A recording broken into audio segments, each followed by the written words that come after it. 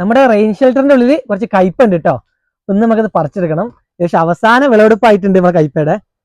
കയ്പകളൊക്കെ ഒന്ന് കാണിച്ചു കൊടുക്കുക. കണ്ടില്ല, നല്ല കയ്പകൾ. ഇതിന്റെ ഉള്ളിലായതുകൊണ്ട് ഈച്ചയുടെ കുത്തൊക്കെ കുറവാന്നാലും ലാസ്റ്റ് വെച്ച് കുറച്ചൊക്കെ ഈച്ച കുത്തിപ്പോയിട്ടുണ്ട്. അങ്ങോട്ടൊക്കെ ഉണ്ട് കേട്ടോ. അത്യാവശ്യം നല്ല രീതിയിൽ തന്നെ കയ്പ ഉണ്ടായിട്ടാ. നല്ല നീളം കയ്പ, 2 ഐറ്റം കയ്പ ഉണ്ട്. പടുമുളയായിട്ട് ഉണ്ടായതുകൊണ്ട് അറിയില്ല, ഇപ്രാവശ്യം അത്യാവശ്യം നല്ല കയ്പ നമുക്ക് ഇതിനുള്ളിൽ പറിക്കാൻ കിട്ടി. നമുക്ക് ഓരോന്ന് പറിച്ചു തുടങ്ങാം അല്ലേ. എന്നിട്ട് ഇതൊന്ന് പറിക്കട്ടെ. ഇത് നല്ല നീളനാ, ഇതധികം വണ്ണില്ല, അത്യാവശ്യം നല്ല നീട്ടുണ്ട്. നീട്ടം കുറവുള്ളതിനുണ്ടല്ലേ, വണ്ണം കൂടുതലാണ്. ഇങ്ങോട്ടൊക്കെ ഉണ്ട്.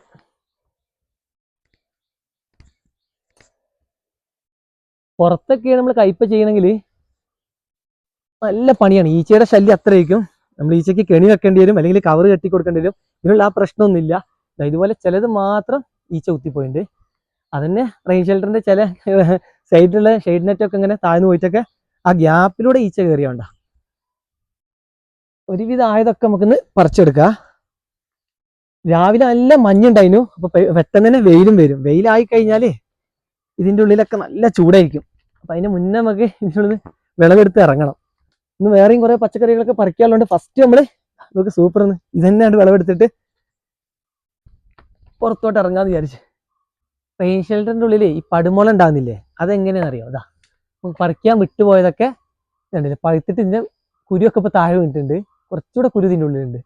അങ്ങനെ വീണിട്ടാണ് ഇതിനെല്ലാ സ്ഥലത്തും ഇങ്ങനെ പടുമുള വരുന്നത്. അപ്പൊ കഴിഞ്ഞ പ്രാവശ്യം നമ്മൾ കയ്പ ചെയ്ത് ലാസ്റ്റ് വെച്ചൊക്കെ കുറെ കയ്പകൾ, ഇവിടെ ഒരു കയ്പ കണ്ടില്ലല്ലോ, കയ്പ പറിക്കാതെ പോയി. അങ്ങനെ വന്നപ്പോ വീണ് മുളച്ചാകുമ്പോൾ പറിക്കാതെ പോയതല്ല, മുകളിലോട്ട് എത്തിക്കഴിഞ്ഞാൽ നമുക്ക് പറിക്കാൻ കുറച്ച് ബുദ്ധിമുട്ടാണ്. അപ്പൊ മൂത്ത് കഴിഞ്ഞാൽ പിന്നെ അത് അവിടെ ഇടും.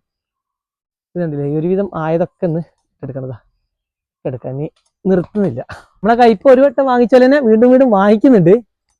അതൊന്ന് ഇതാണ്, ഇതിലെ മരുന്നും കാര്യങ്ങളൊന്നും അടിച്ചിട്ടില്ല. അറിയാം, ഓപ്പൺ ആയിട്ട് ചെയ്യുമ്പോൾ എന്തായാലും കുറച്ച് മരുന്നും കാര്യങ്ങളൊക്കെ അടിച്ചു പോകും. അത് പറഞ്ഞിട്ട് കാര്യമില്ല, ഈച്ചയുടെ ശല്യം നല്ല കൂടുതലാണ്. അപ്പം എല്ലാം നമുക്ക് കെട്ടി വെച്ചിട്ടൊന്നും കൂടുതൽ ചെയ്യുന്നവർക്കൊന്നും കഴിയില്ല. ഏക്കർ കണക്കിനൊക്കെ കയ്പ കൃഷി ചെയ്യുന്ന ആളുകളുണ്ട് നമ്മുടെ നാട്ടില്. ഇന്നിപ്പം വേനലായതുകൊണ്ടും കുറെ ആളുകൾ കയ്പ വേണമെന്ന് പറയുന്നുണ്ട്. വേനൽ പറയുമ്പോൾ എല്ലാവർക്കും ഉണക്കി വെക്കാനോ കൊണ്ടാട്ടം ഉണ്ടാക്കി വെക്കാനൊക്കെ വേണം. അപ്പൊ നമുക്ക് എന്ത് ചെയ്യാം, ഇപ്പം ഉള്ളത് എന്തായാലും കഴിഞ്ഞിട്ടുണ്ട്.